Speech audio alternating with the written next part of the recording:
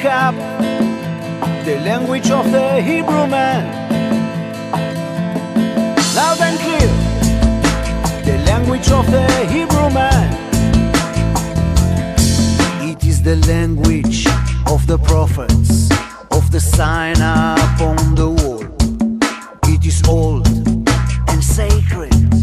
It will open up your soul. Speak up the language of the Hebrew man.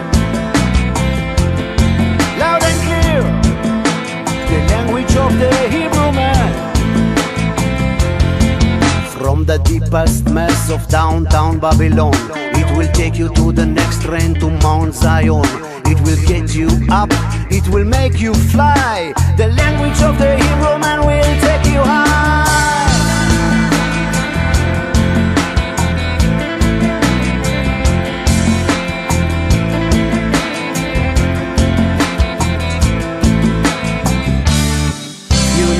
Abraham spoke the language of the Hebrew man, and also Jesus from Nazareth, and Maria. Neither the Romans nor anyone other than God himself, who alone is the true and just Lord of mankind. Rituals. The time has now come that bids us prove our determination by our deeds. At such a time we must not disgrace ourselves.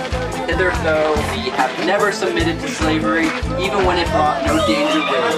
We must not choose slavery now, and with it, penalties that will mean the end of everything if we fall alive into the hands of the Romans.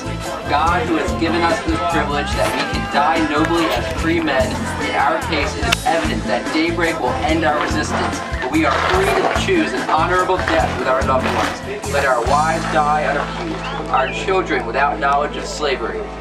After that, let us do each other an ungrudging kindness, preserving our freedom as a glorious winding sheet. But first, let our possessions and the whole fortress go up in flames.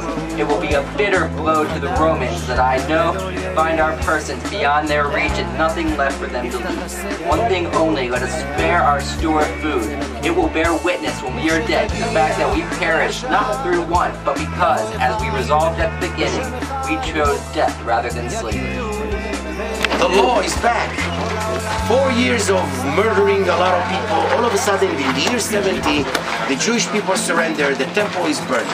Now, what would 15,000 soldiers, the type of soldier, the Roman soldiers we know, do in 3 years? There's no war. They're starting to get bored. So they play chess. They play game. Slowly, they start small fighting. One kills each other. Commander decides, okay, I gotta put things in order. He hangs a couple of them. He hangs a couple of them. Bitter feelings are coming. Maybe a small battalion is rebelling, killing his commander. Slowly, small rebellion groups are starting to form because for 3 years, people that are between 19 and 25-year-old, full of power, away from home, with no loot, in a dead country that has nothing to offer, starting to have small wars. Now, if you're a smart person, what would you do? Keep them busy. That's right. That's right. You keep them busy, but you can't keep them busy on a dry exercise. You have to have something alive. You have to tell them about the loot, about the prize that is expecting them, about the fortune that is awaits them somewhere. And this way, you are exercising your whole army, the supplies lines, the warriors, the people that are exposed on siege, the slaves, everybody. Anyway, they're eating anyway. It doesn't matter if they eat up there or here.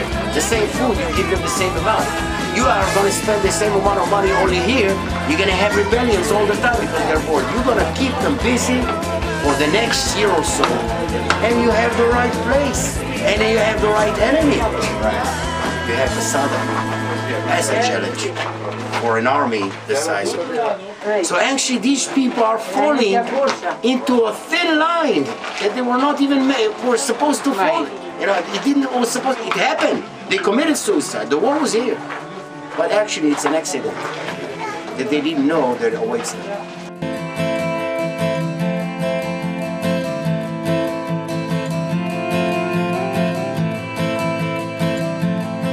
Speak up the language of the Hebrew man.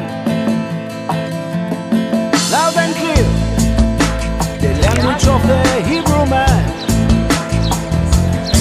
It is the language of the prophets, of the sign up on the wall. It is old. Hey, I'm wearing a smile, you can see a mile. It will open up your soul. Speak up the language of the Hebrew man. That's where my parents live. Look at the From the deepest mess of downtown Babylon, it will take you to the next train to Mount Zion. It will get you up. It will make you. Look, there are two roads, one from here and one from there, right? Go to the right one and go with it to the end and then take left. All the houses in between there, in the hill. Is that where you grew up, Timur? I grew up on those but I was born in Venice. You know, Abraham spoke the language of the Hebrew man, and also Jesus from Nazareth, and Maria Magdalene. Einstein, Jeremiah, the Dylan and the Cohen, they know something about the language of the Hebrew man.